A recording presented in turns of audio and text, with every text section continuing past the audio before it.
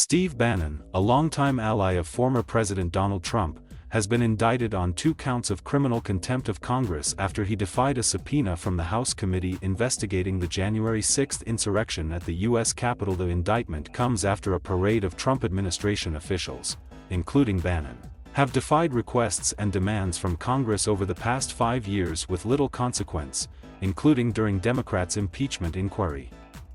President Barack Obama's administration also declined to charge 2 of its officials who defied congressional demands. Attorney General Merrick Garland said Bannon's indictment reflects the Justice Department's steadfast commitment to the rule of law. Each count carries a minimum of 30 days of jail and as long as a year behind bars. The indictment came as a second expected witness. Former White House Chief of Staff Mark Meadows defied his own subpoena from the committee on Friday, and as Trump has escalated his legal battles to withhold documents and testimony about the insurrection. If the House votes to hold Meadows in contempt, that recommendation would also be sent to the Justice Department for a possible indictment. Officials in both Democratic and Republican administrations have been held in contempt by Congress, but criminal indictments for contempt are exceedingly rare.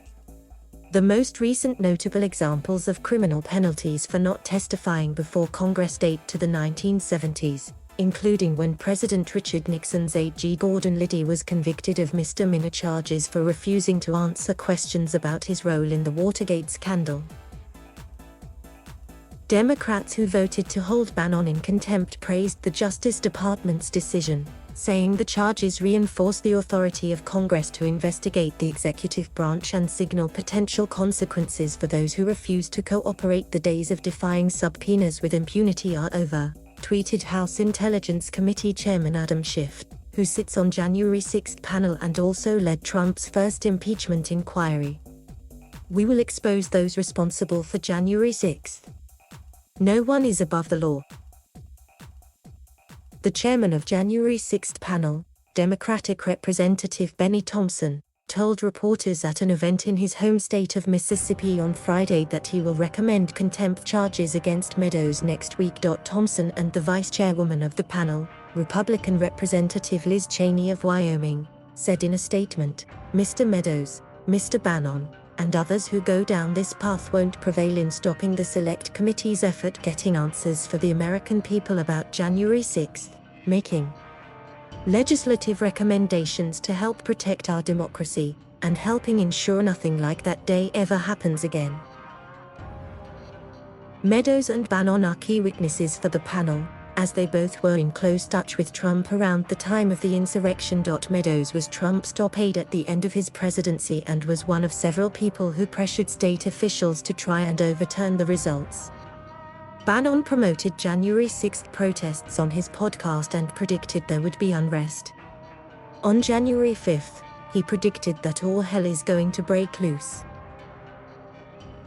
The indictment says Bannon didn't communicate with the committee in any way from the time he received the subpoena on September 24 until October 7 when his lawyer sent a letter, 7 hours after the documents were due. Bannon, who worked at the White House at the beginning of the Trump administration and currently serves as host of the Conspiracy-Minded War Room podcast, is a private citizen who refused to appear to give testimony as required by a subpoena, the indictment says.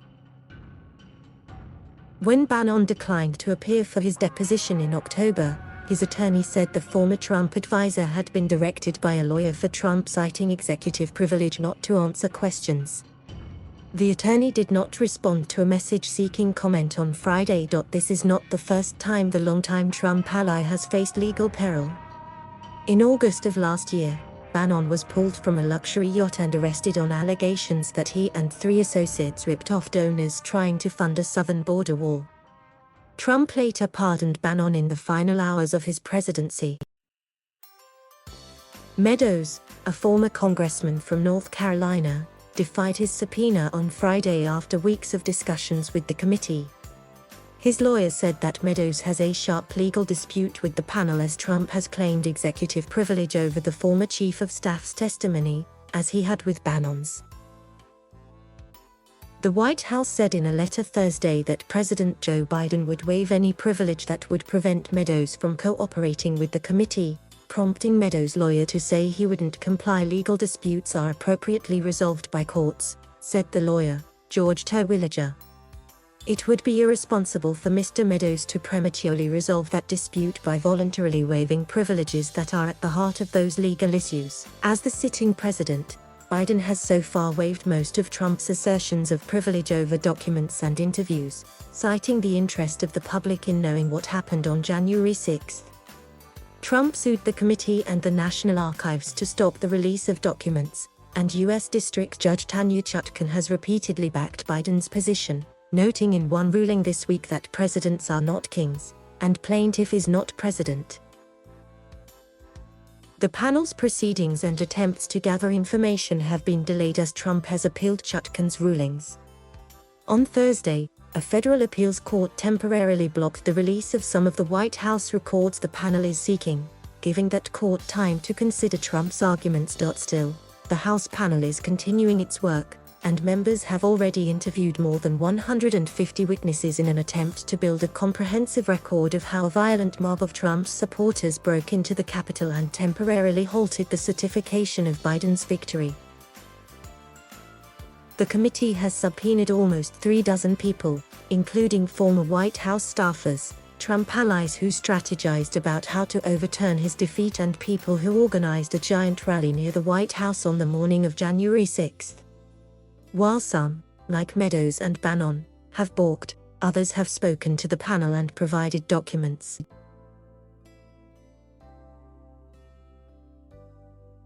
Thank you for watching. Please subscribe,